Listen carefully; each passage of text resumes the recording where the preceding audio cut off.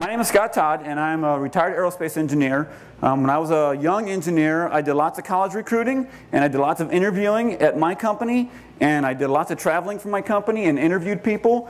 I placed a lot of people within the company. I helped career counsel people in my company, all while I was an engineer. And then later on in life, I became a headhunter and placed people in other companies that I didn't work for.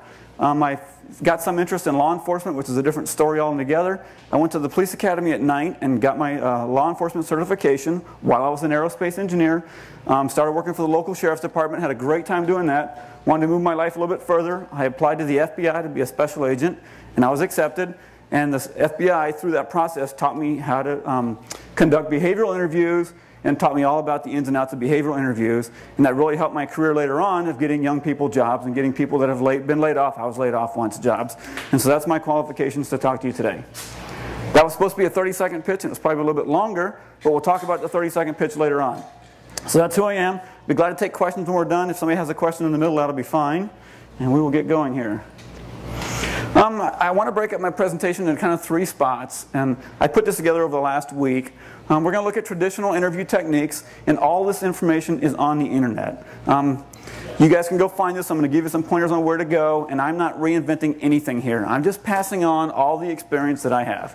I talk fast. I'm a little arrogant. I'm a little full of myself. That's just the way engineers are, I think. He'll tell you that over there. And being an ex-cop, I'm also a little full of myself. So we'll talk about that. All the stuff is available on the internet. You need to go find it. And then I want to talk about this notion of unreasonable ideas. It's not my saying. I think it came from the guy that just walked in late in the green shirt. He's the one that turned me on to it. And this is what gangplank is all about, is unreasonable ideas. And so we're going to touch on that just a little bit. And then, of course, everybody wants to know, especially those of us looking for a job, how do we get the job? And I don't know if I can tell you how to get the job, but I can sure tell you where to get the skills and give you some of the things you need to fill your toolbox to go get the job. A job interview could be the biggest test of your life. You can't get a B on it. You can't get a C on it. You got to ace it. When you go to an interview, there's going to be 20 people behind you in line, could be, that want that same job. You got to stand head and shoulders above them. You need to know exactly what to expect when you walk into an interview. It's like a test. There's probably some A students in here. I wasn't one of them. But when you go to school and you take a test and you're an A student, you don't even care. Teacher says we have a quiz today, whatever. But when you're a C or a D student like me and you show up at class and the teacher says, pop quiz, you totally get the cold shivers and you freak out and you're like, oh my God, I'm going to die. For your job interview, you have to be the A student. There is no second best. Whether you're one of 2 candidates or one of 20 candidates or one of 1 candidate, you need to make sure you ace the heck out of it. You need to be rehearsed, confident, and calm. That's the whole thing right there, is rehearse, confident, and calm. So there's a big secret to landing that job interview, and it's on the next slide. And hopefully you guys all know what it is, and when you see it, you should smile, because there's only one secret to this. This is how you get that job. There's only one thing that makes you get that job. I heard a chuckle here. I hear a couple more. You have to practice it. Just like when you were studying for that big test when you were in school, you practiced, you practiced, you practiced, you studied, you studied, you studied. You have to practice for your job interview. How many people have walked into a job interview cold, no practice at all? Almost all of us. How many have walked into a job interview thinking they were completely ready to go, they were 100% schooled up, and they knew exactly what to expect when they got there? A few people. That's good. So hopefully they pick up some pointers today, or they can tell me how stupid I am when we're done. That'll be fine. I'm okay with all that. When I went to the police academy, I wanted to shoot an automatic firearm, and they wouldn't let me. You have to use a revolver until you can disassemble and reassemble your automatic firearm 300 times. So we're like, 300 times? Some study somewhere said that when you do something 300 times, it becomes muscle memory, and you know how to do it without thinking about it. So after doing that 300 times, I got to carry the gun. Well, then I wanted to carry the cool holster. Well, you can't use a cool holster until you draw your gun 300 times out of it. Oh my gosh, this was ridiculous. But I'm not going to say this word 300 times today, but I'm going to say it 100 times. Okay? So there's a bunch of those on the screen there. Hopefully nobody's counted them yet. But the number on the screen is the answer to everything, and we're that far to 100. There's 4 different basic types of interviews. There's lots of interviews that you're going to go to, but these are the 4 that you're going to most likely see. Most of these are my words, or I copied it off the internet and rearranged it so it was in my words. And we'll go over these just briefly, just so we know what they are. A case method, or a case-based interview, is a really specific type of interview for a specific type of job. If you're a lawyer, they might say, what would you do with this case?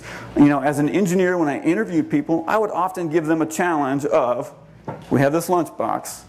How many gumballs can you put in this lunchbox? And I want to know what your thought process is on how to figure that out. Another one of my favorite engineering questions in this case method base was, how tall is the tallest mountain on Earth? I want you to figure it out on a piece of paper and tell me. People freak out, oh my God, I don't know. Well, it was an easy answer because somewhere a rock starts to crush. And if we put more rocks on top of the mountain, the ones on the bottom are going to crush, move out of the way, and the mountain comes back down again. So the mountain can only be so high. And that number turns out to be 15,000 feet. If you put any more rocks on top of that mountain, it won't go any higher because the bottom crushes out underneath of it. So those are the kinds of things you'll see in that. It's more a specific thing.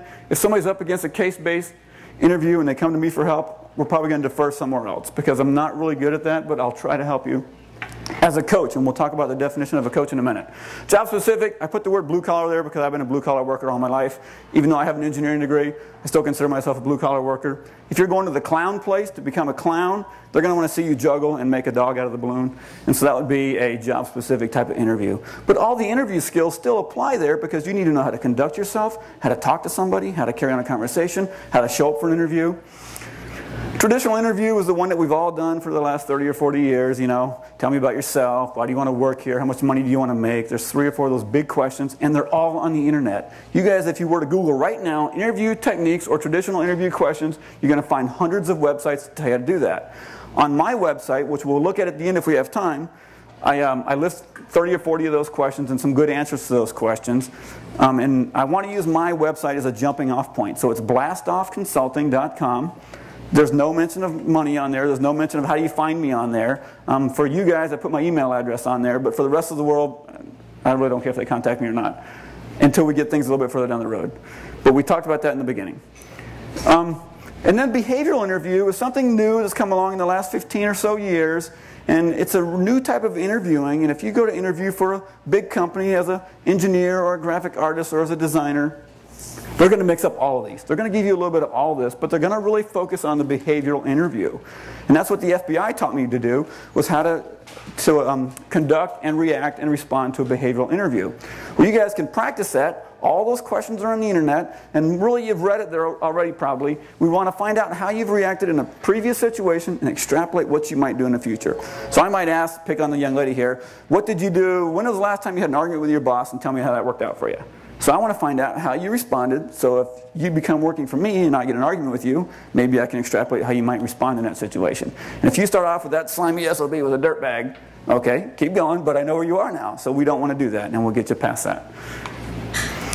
Preparation, did I mention practice? I think we saw that word 42 times earlier. We need to practice, and I can help you with that because I've practiced a lot and I've interviewed a lot of people, and we can make sure you're ready to go when you get there. Know your enemy. We've all seen this in movies, internet, and all that. Is the guy interviewing you your enemy? Not really. But you want to know what he's thinking. You want to know the questions he's going to ask. You want to know what the answers are he wants from you. You want to know what he expects you to look like. You want to know how he expects you to sit in your chair. You want to know all those things from his perspective. So know your enemy. You need to learn how to be an interviewer. You need to learn how to interview somebody else. Because once you get good at that and you understand that, you'll become a much better interviewee.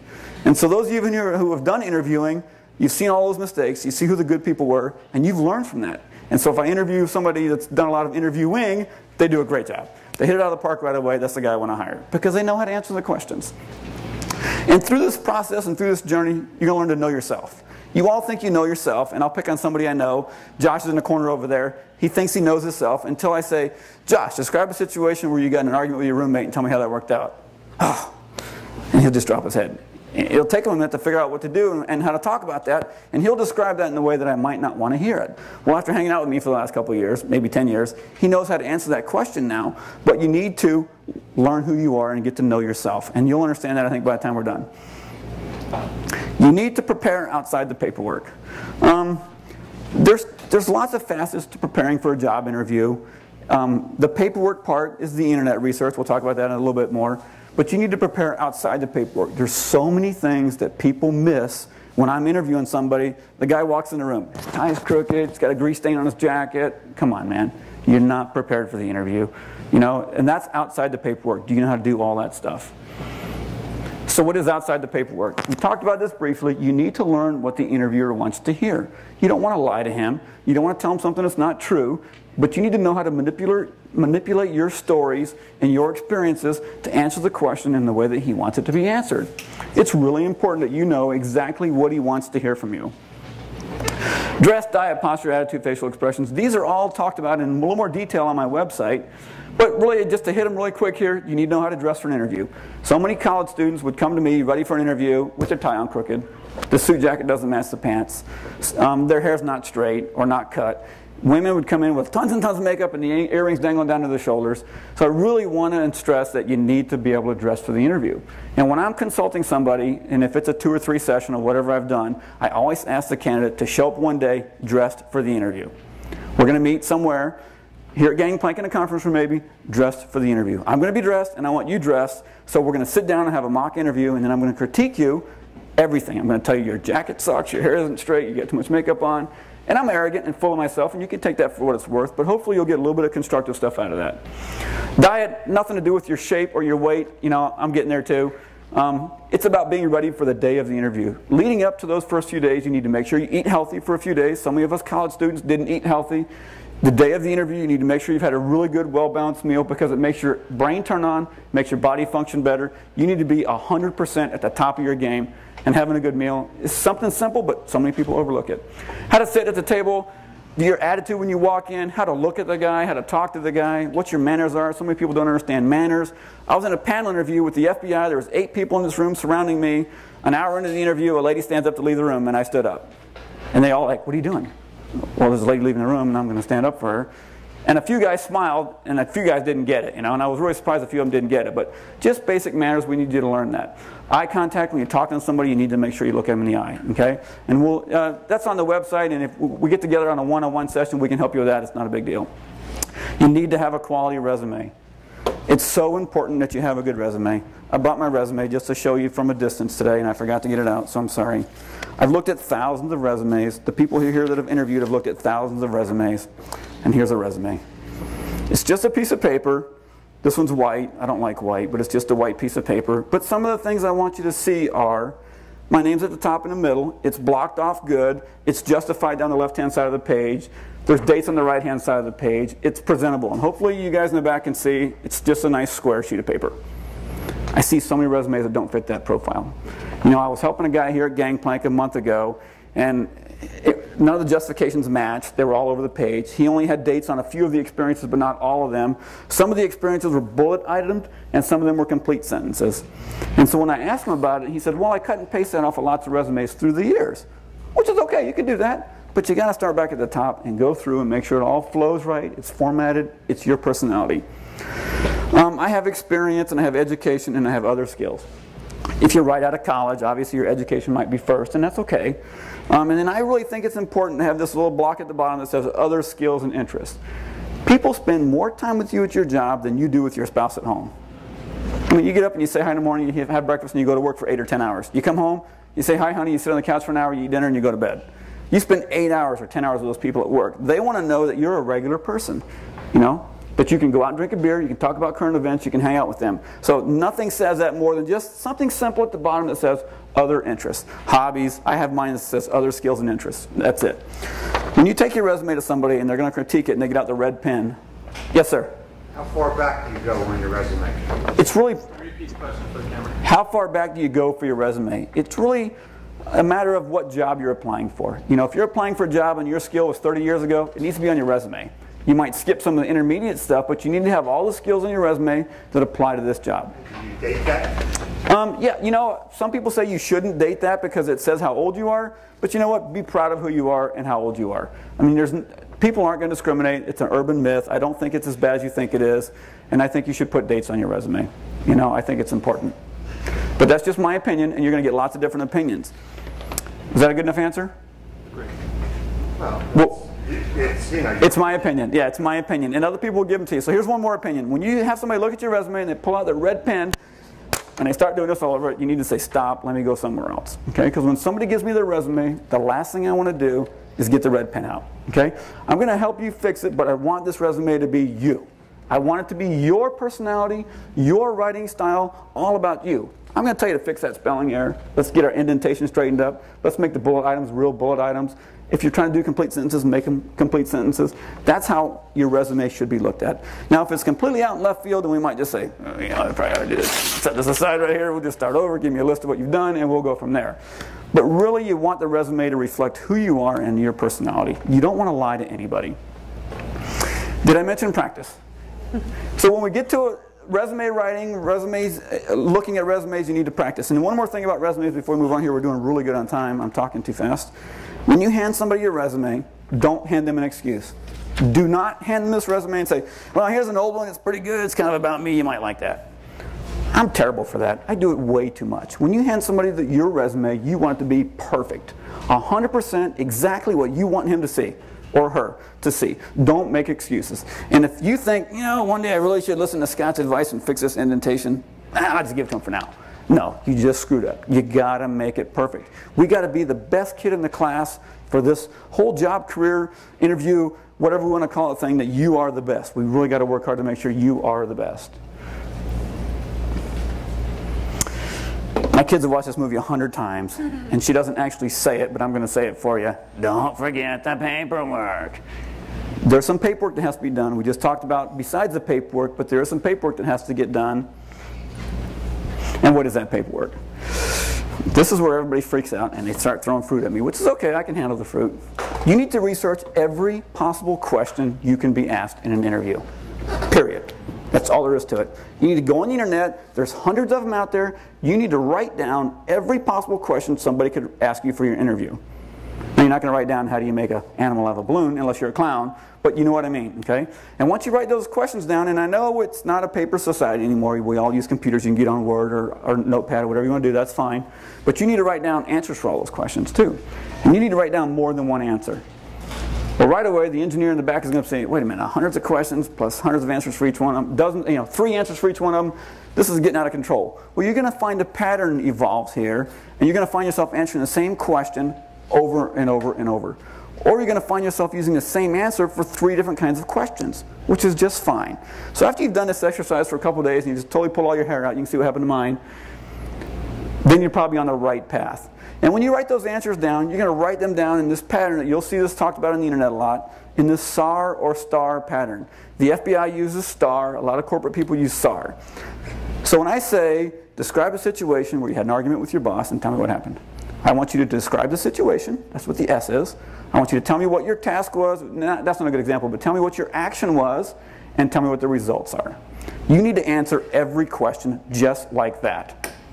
And if it's a traditional interview question where he says, tell me why you want to work at this company, that's a little bit different, but you're going to find lots of examples of that question on the internet, and lots of examples of how to answer that question, why do you want to work at this company? Okay?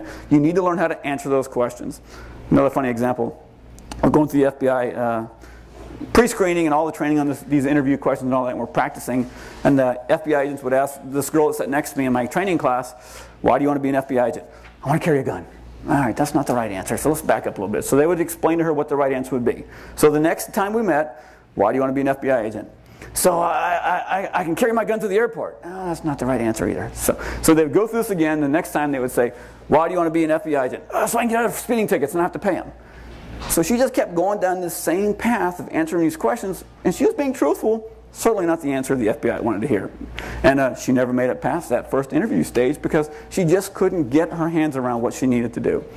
So you're going to learn who you are going through this journey, and when you sit down with a piece of paper or your computer and you write down 100 different questions, and answers to all those questions, you're going to start to go, wow, I remember doing that. Or, wow, you know, now that I think about that a time when I had an argument with my boss, I'm going to keep using that example.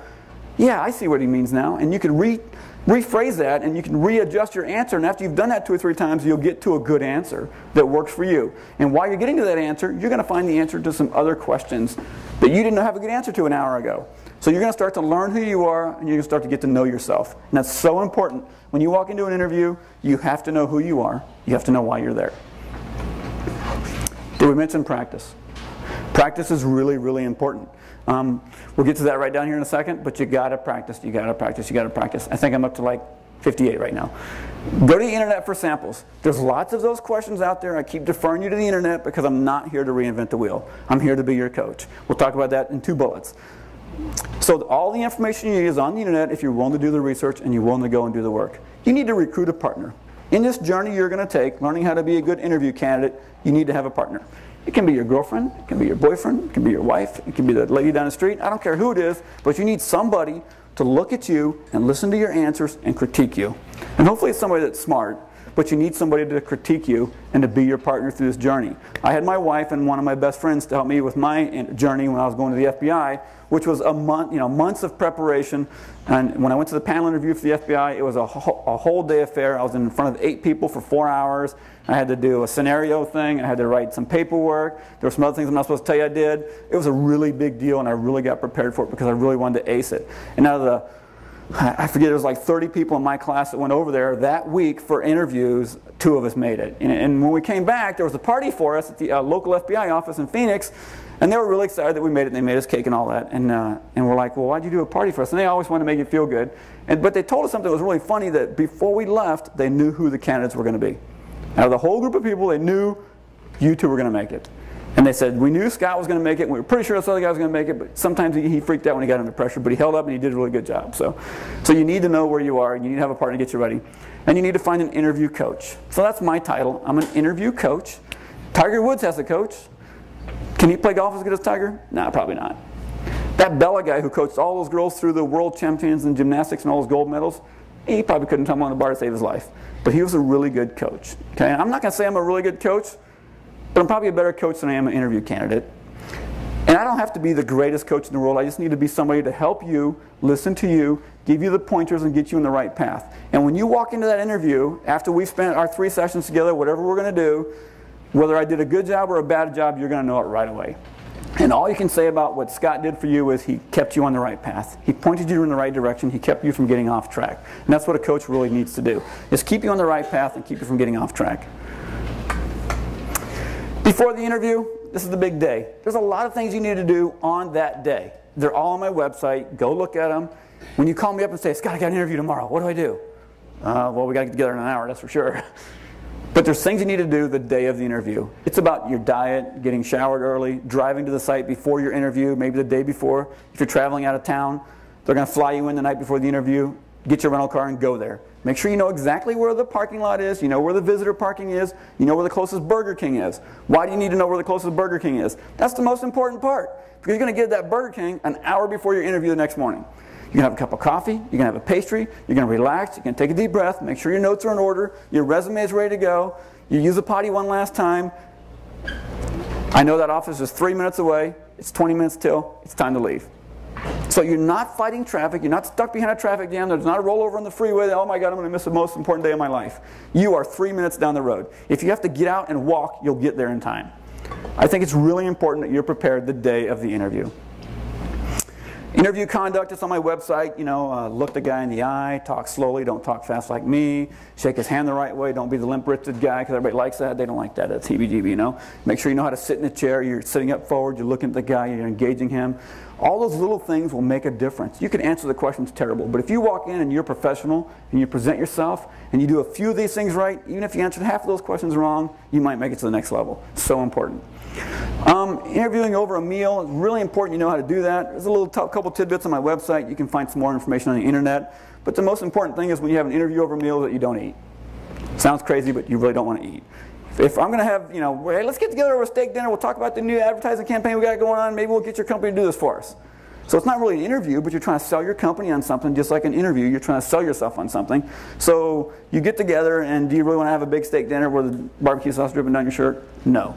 You want to order a light salad, something small, something that you can use as a prop. If everybody else on the table is getting hammered, you want to order one drink and sip it all night long. You cannot get intoxicated at this kind of event. You're selling yourself, you're selling your company, you're at a job interview. Those things are so important. Yes, ma'am? I have a question. So say a position's open at your company and then there's a dinner event a week or two before interviewing is going to occur. Is this like a sneaky, we're feeling you out kind of thing? Yes, you have to assume, and this is on my website briefly, you have to assume that you are always being interviewed. You are always on camera. When you walk into the lobby of that big company that you're going to interview for in 15 minutes, your phone better be turned off. Don't sit in the lobby looking at your emails or your texts at the last minute. Somebody's watching you. And if they're not watching you, it's a mindset you need to be in. That I am professional, I'm ready to go, I'm relaxed, I'm calm, I'm ready.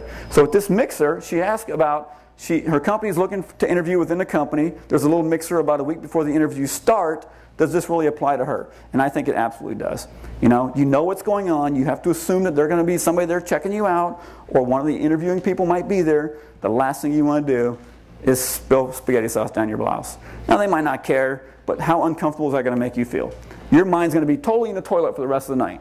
So if you show up at this dinner having already eaten, eat a small salad, eat the appetizer, sip the beer, sip the wine, but always keep yourself mindful of what's going on. And we'll practice that before you have one of those so that you're ready to go and you know how to conduct yourself in that kind of environment.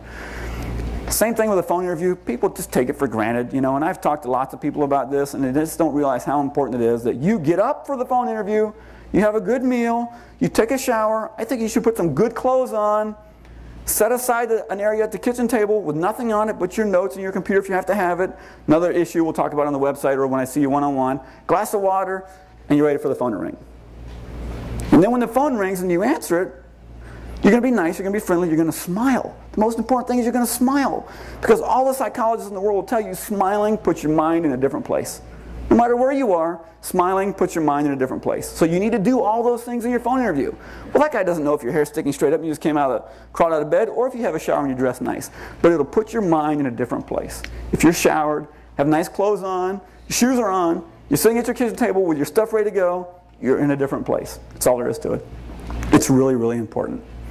And then there's the ever-famous elevator interview. We've all heard about elevator interviews. I gave you one when I started. It was about 45 seconds long. You need to have about a 30-second elevator interview. I've done lots of things in my life, and we can talk about that later. But I never know when I'm going to be standing in an elevator or waiting for a taxi cab or hanging out at gangplank when the guy next to me, I hear somebody saying over there, wow, I'm almost done with my experimental airplane. I just got to get the nerves up to fly that darn thing. So now I can walk over to him and give him my 30-second interview. And I'll give you guys the abridged version. Hey man, I'm an aerospace engineer and mechanical engineer, and I've got 2,000 hours in 30 different types of airplanes. I've test flown 6 different brand new airplanes before. It says I'm an EAA flight advisor and an EAA technical counselor. I help people do this thing all the time. Let me help you get ready for your first flight. Did I sell them in 30 seconds? Did I sell them in 30 seconds? I mean, it's pretty good buzzwords, and he should know what all those were. Even if you don't know what they are, he knows what all those buzzwords were. He's like, oh, really? Yeah, you are the man. All right, cool. So you need to have a 30-second elevator interview presentation for anything that you might be interested in. So these are some of the things that I'm interested in. I've done all these things, and I can give you a 30-second interview on any one of those that makes me seem like I'm the man. I am totally the man. This isn't a complete list, but it's some of the fun stuff, and I really wanted to show diversity here more than anything. So, besides being a rocket scientist, and I designed jet engines and rocket engine parts, I went to places that don't exist, out in the desert. I designed things that don't exist, even though we probably hear them at night. I had lots of fun doing all that stuff, and I can talk about that, and I can help people. But I was a school teacher, taught high school. I was a TV repairman once upon a time before I went to college. I owned my own business for 7 years, sold it for a lot of money. That's why I don't work right now. I've been a store manager. I'm a flight instructor. I coach high school football. I'm a high school referee for football now. I was on the phone with my crew chief today. We're getting ready for a football season this year already. So I've done all these things, and I can give anybody the 30-second presentation on any one of these topics, plus a few more. I got to go do a TV show, and the star of the TV show is here somewhere. I saw him one running. He's over there sleeping on the couch. And so I was able to help him get ready for the TV show. So I've done all these really fun things, and you need to have a 30-second pitch for all those. That's the formal part of the presentation. We took about as much time as I wanted. So now I have about 4 or 5 more slides on this concept of unreasonable ideas. So the website has lots of information on interviewing. I'm more than happy to sit down and spend as much time as I need with you guys. If you come to me and say, Scott, I got an interview in a week or in 2 weeks, or I just need a little bit of help, I've done some homework, can we get together? First thing I'm going to tell you to do is, have you been to my website and have you answered all those questions? And when you say yes, great. Let's meet at Gangplank on Thursday at 1 and we'll get one of the conference rooms. And we'll go over those questions. We'll spend about a half an hour, make sure you're where you need to be. I'll send you home and do a little bit more homework. We'll get together again in a few days. Make sure you did all the things I told you to do for homework, and now we're getting ready for our interview. And if you're, the age of the people in the front row, I won't ask you to get dressed up. But if you're younger than that, I'll ask you to get dressed up. We assume by the time you get to your point in life, you know how to put a business suit on. I really don't need to see that right now. But if you're in your early 30s or 20s, I might ask you to get dressed up. And then, so that'll be our third meeting. And usually in 2 or 3 sessions, you can knock it out of the park if you do your homework, okay? So we'll do that. I can meet you guys anytime you want. I'm here on Wednesdays. I'll give you my email information at the end. I'll give you my phone number. You can call me whenever you want. I don't care. I'm happy to help you guys out. We'll get a room here and we'll do that. Unreasonable Ideas. Josh, where'd that come from? Do you know? A lot of BS. A lot of BS. Was that you? I don't know. Josh is a guy in a green shirt. He's a gangplanker. He runs a small company doing search engine optimization on the internet. He's a great sounding board. I took him to a TV show in Los Angeles. A couple years ago, we had a great time. It was a reality show, and he won. That was really great. We had fun doing that. He came up with this concept of unreasonable ideas. The whole mantra of gangplank is doing things outside the box. Unreasonable ideas. So I really wanted to touch on that today. I know there's some of you here from the laid-off camp. I want to do the traditional interview stuff and get you pointed in the right direction. Tell you that I can help you. We have a website that's got some information, and I'm happy to spend time with you guys. But this is where I really wanted to get to today. We're probably 10 or 15 minutes away from being done, and we can take questions to get you guys to work. Traditional problem solving is just exactly this. We've all done it before. We were taught it in high school. If you want to solve a problem, you gather the information, you analyze what you have, you formulate what you got, you put it all together, and you spit out a solution. And that solution could be a product, it could be a goal, it could be anything, but this is traditional. And can you get a job this way? Certainly. You can certainly go through these hoops, follow this path, and get the job of your dreams. But we want to think about getting somewhere using this idea of unreasonable ideas. I don't know what unreasonable ideas means. I really can't stand up here and define it, but when Josh mentioned it to me that day, I quickly wrote it down. And it's all I've thought about in the last 3 or 4 weeks since he gave me this idea. It's been my whole life mantra. This is how I work. I've always been an outside-of-the-box kind of guy.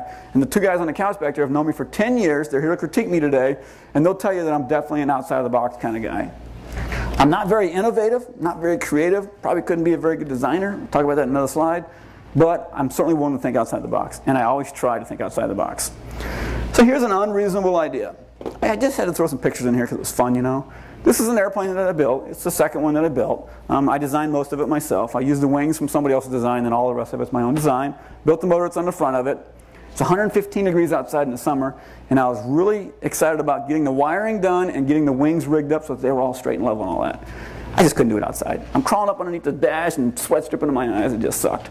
So one day I had this unreasonable idea of, hey Rosemary, what would happen if I wanted to put my airplane in your living room? And she laughed. She's like, I don't care. Clean up whatever mess you make. That's the girl I married, okay? She has that same picture on her desk framed. It's a little bit bigger than that. The computer cut it off and I put it in there. But her coworkers walk by her desk all the time and say, is that an airplane in your living room? And she goes, of course it is. Why not? And they're like, oh my God, you let your husband put that in his living room, in your living room? And her favorite answer is, if your wife wouldn't let you put that in your living room, you married the wrong girl. And that's my wife. And these guys back here will tell you that's my wife. So I got the wings all rigged up. I got most of the wiring done. The last thing to do was to weld up the exhaust system. Well, I got to take it outside so I can weld it, right? Because you never would weld in the house. And then one day I'm talking to Rosemary about it, and she's like, well, why would you weld in the house? Who says you can't weld in the house? I'm like, really? She goes, yeah, get the fire extinguisher, do it on the floor, lay some mats down or whatever. It's better than 115 outside. So I'm like, okay. So I called my buddy Mark, got the welder over there, and we welded up the exhaust system right there in the living room. We took the picture when we were getting ready, and there is a fire extinguisher there. We did lay some tarps down on the carpet. We actually moved the airplane up onto the tile, and we just tack welded all the exhaust system together, and then we took it outside and did the final welding on it. But those were unreasonable ideas to solve a problem that was in front of me that I could have done it outside and sweated my ass off, but where's the fun in that, right? So in all my life, I hear everybody talk about being a designer. I heard it today while I was waiting for the gangplank brown bag. Lots of people talk about, I'm a designer. Let's hire a designer. There was a Gangplank's brown bag here a week or so ago. It was a panel guy, and they all talked about going to get a logo, hiring a designer. In my travels, I've heard lots of definitions for designer. A designer creates an idea. I think we can all relate to that. Or a product. A designer designs a product or has an idea. A designer also sells a product or an idea. Somebody, maybe, hey, I'm a designer and I designed this really cool logo for your company. Okay, now I got to go to the bosses and sell it to them. So the designer is also selling the product. And then there's a designer that produces a product. not really selling a product or creating it. My first job out of college, I was a mechanical design engineer. And my job was to design rocket engine parts and jet engine parts. So they would come to me and say, here's a space shuttle main engine, and we got this seal that's not working right. We have this much envelope to work with. When the engine starts, gas flows through it, it catches on fire. We need you to design a better seal. So I have some basic design constraints. Now I'm the designer. My title is mechanical design engineer. I got to design a better seal for the space shuttle engine so the thing doesn't catch on fire when the engine starts up. So I was producing a product. I was going to produce a design or a drawing that would get sent off to drafting to get detailed so that we can make that part exactly the way I created it. I would do the structural analysis and the flow analysis and all that. So we see this word designer used in lots of different ways. And I ordered these in the same order that we would traditionally solve a problem. An idea, selling it, producing it, and then moving on to the next step. So lots of people call themselves designers, and I just thought this was a neat little example. A few weeks ago, Nina came and talked to us about her love for improv comedy. And you know, I'm not a comedian. It would be fun to do maybe, but she was so excited about that. You could just tell it was really passionate in her heart, and she loved it. And I got to thinking while I was listening to her that, you know what? Her process is the product. And I didn't have a really good example of that, but if you think about it, as an improv comedian, she stands up on a stage and somebody says, talk about a dog with 3 tails. So she has to talk about that and make it funny, and while she's thinking, the process is the final product. So I thought that was really neat that her product was a process that was getting to a product. What's all this have to do with interviewing? Probably not a whole lot. But I put it in big words. An interview candidate needs to go through the process that transitions from an idea to a product. So we're all a little bit older in this crowd. We don't have any really young college kids here. You have an idea that I want to be the best interview candidate I can. That's your idea. Now we have to convert that to a product. And that's what we have to do. So just like any other problem-solving process or any other design process, we have to convert this idea of making you a great interview candidate into a product. We'd like to do it using unreasonable ideas. Today's job market is as tough as ever. I dealt with a candidate here at Gangplank a few weeks ago, and he says, you know, Scott, I've tried to get my resume out there, and I've sent out hundreds and hundreds and hundreds of resumes, and nobody responds. And that's unfortunate. That's the job market we're in. So we need to use some unreasonable ideas to get people to see your resume, right? Because they don't know who you are until they see your resume. Or they don't know who you are until they get a hold of you on the phone. Or they don't know who you are until you bump into them in the elevator and you introduce yourself. So we need to use some unreasonable ideas in today's tough job market to get there. And it goes without saying, don't expect more than you are. You know, don't try to be a rocket scientist next week because you're probably not going to make it. You know, I could not be a designer next week. I got a little website and there's a little logo on there, but you know what? I'm not a designer, and I don't want to be a designer. I don't need to be a designer. So just be careful in your expectations. And if you come to me and say, Scott, I have a job interview at this company. Here's my resume. Here's my skill set. And if those don't match, I'm going to look you square in the eye and say, do you really know what you're getting into here? Okay, and if you can't read between those lines, I'll do a little bit more, a little bit more. I'm not a very politically correct person. And finally, I'll tell you, this is out of your league. Okay, and I'll just be that way because I am that kind of guy. We need to think outside the box. We can take the well-worn path to the front of the line. We can get in that line. This is a job posting was posted. XYZ job at XYZ company. We're accepting applications. Is that unreasonable in today's market? No. Right? Not unreasonable at all. Somebody's looking for a candidate. How many guys respond to an ad where they already had 100 resumes? How many people are in line there, right? How do we get to the front of the line? We need to go all in. We need to put everything we have on the table. Unreasonable ideas. We need to think about outside the box. We need to listen to everybody's advice and put together our own plan. We need to work really hard at this. We need to be able to get to the front of that line. I would drive my car up there and get out and walk right in the front of the line. How many people have ever been in line at the movie theater, at the dinner place, at the club where somebody walks right to the front of the line to get in? Don't that piss you off? How'd that guy get in? How did that guy really get in? But you know what? If you stand back and watch, he just walked in.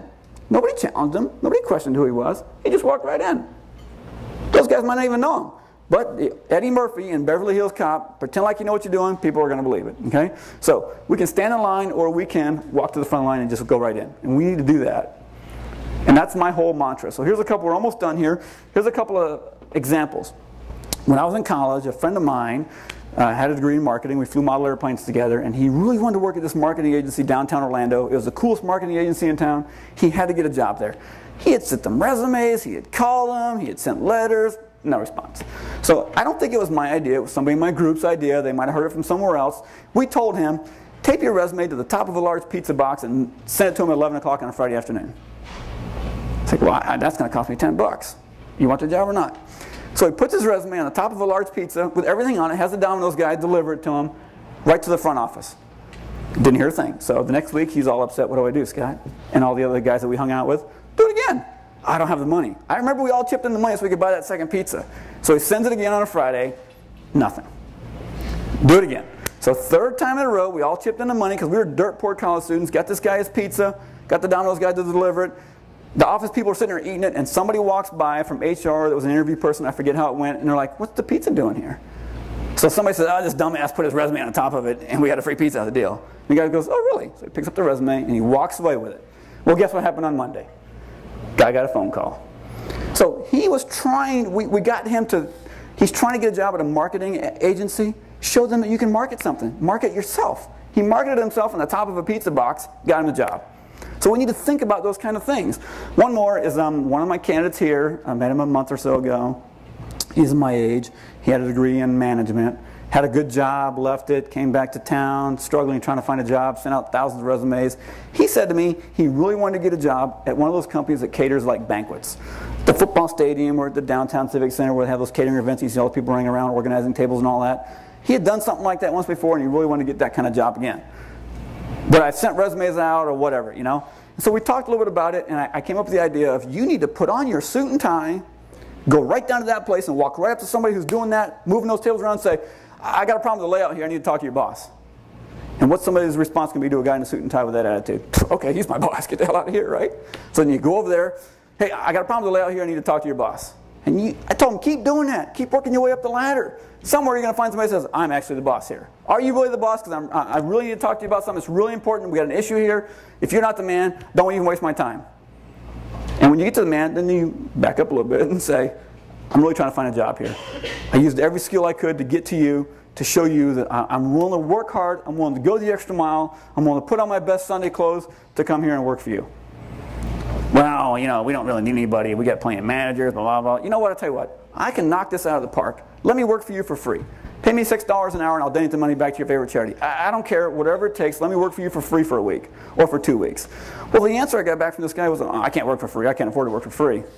Hey, you've been unemployed for 6 months. How long do you want to keep going on this path, right? We got to think outside the box. People always want something for free, right? So if the guy says, all right, I'll take my jacket off and I'll go move tables right now if that's what it takes to get my foot in the door. We have to think outside the box. We have to look at these unreasonable ideas. Of course, networking is really important, you guys. Networking is great. Get to know people, get to find out where the leads are. Details count. This is like my last slide, I think.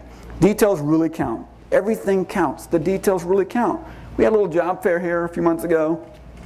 I was going to interview coach people and do some practice interviews with people. And these are college kids coming, and they were told to come prepared for a job interview.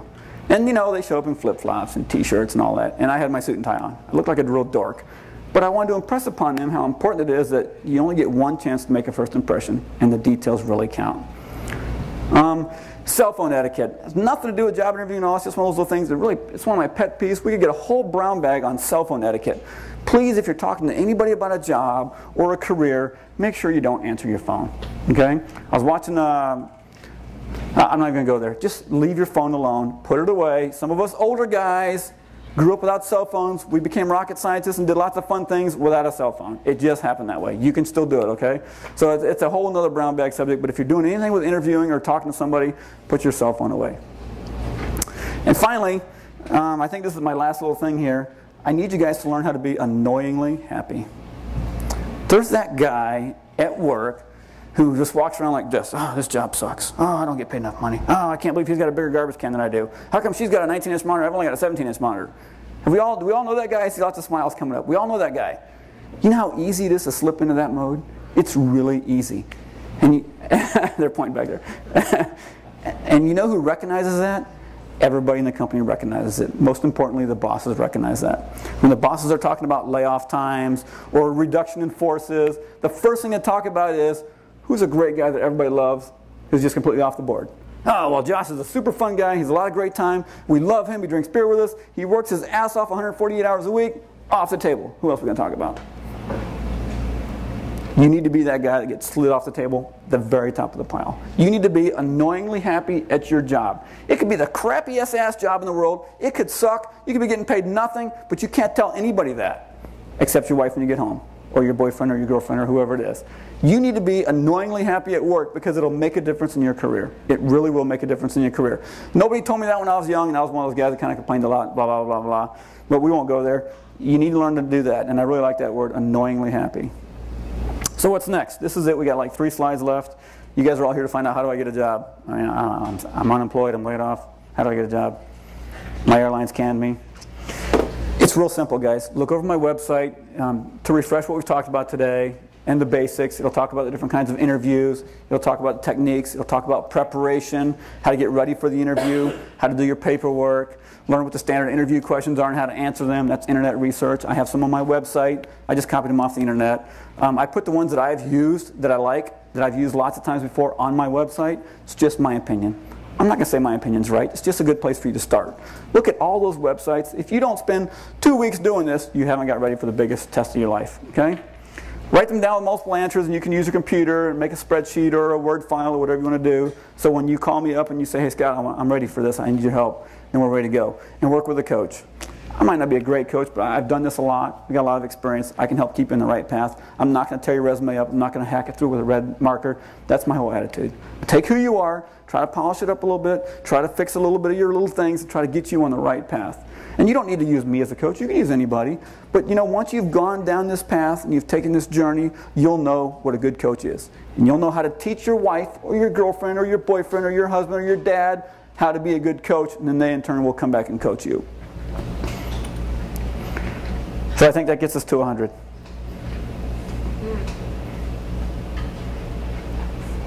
I don't know what else to say. That got us to 100. Yeah, that was it.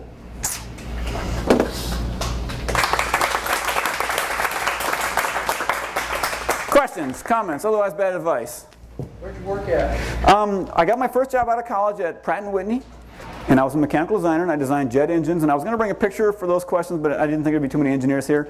But I designed jet engine parts that are in the SR-71 Blackbird, the F-14, the A-4, the A-6, the F-111, the F-14 Tomcat from Top Gun. Designed parts that are in a Space Shuttle main engine. Designed RL-10 parts in a rocket that sends all our satellites out to the outer reaches of the solar system. Worked for them for many, many years. Went in the automotive industry for a year. Then I worked at Honeywell for a couple of years. Did a lot of consulting. When I worked at Pratt, I traveled around the country for them. I was what they call a fast tracker, and I was put on tiger teams. Whenever there was a problem to solve, I would be sent to go solve a problem because I was not afraid to think outside the box. You know, we have an engine on a 747 that's shutting down. We can't figure out why. We're going to form this tiger team. Scott, you want 6 people to go to Connecticut to find out why these engines on the 747 are shutting down. So we figure out the problem. It's this little filter. It's cracking when the line vibrates. So the design cycle there is to put this in a design cycle. It's going to take us 6 months to redesign this little part and get it fixed.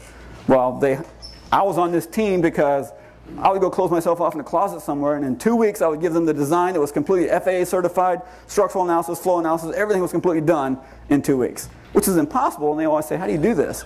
Because of who I was, I developed enough friends in the company to get the FAA signature. To buy her a beer and she would sign this thing off for me. Go to the structural group who does the shaker table stuff, get those guys a pizza on a Friday afternoon. Hey, can you guys throw this on a shaker table with me for an hour? Oh yeah, no problem, while they're eating your pizza. So I was that guy to think outside the box and get stuff done.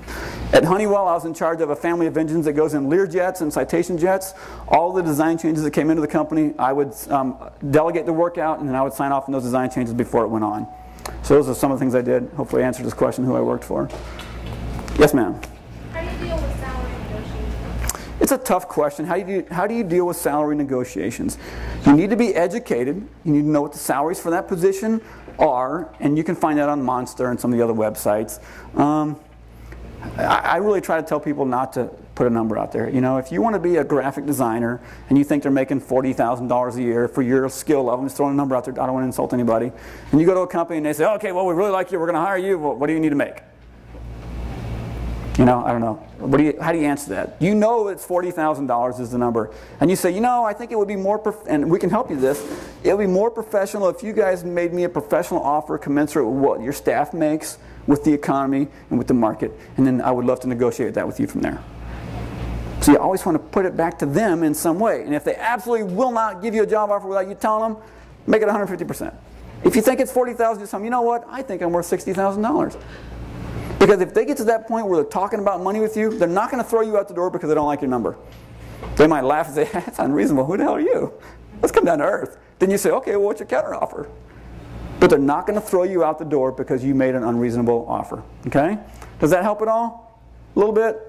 And we'll talk more about it, but you really got to do your homework and find out what those jobs are paying, And don't ever talk about money over the phone. The last thing you do on the phone is talk about money. Never, ever talk about money on the phone. If they want to know what you need to make, I want to make what's commensurate with the position in today's market and today's economy and with my skill set.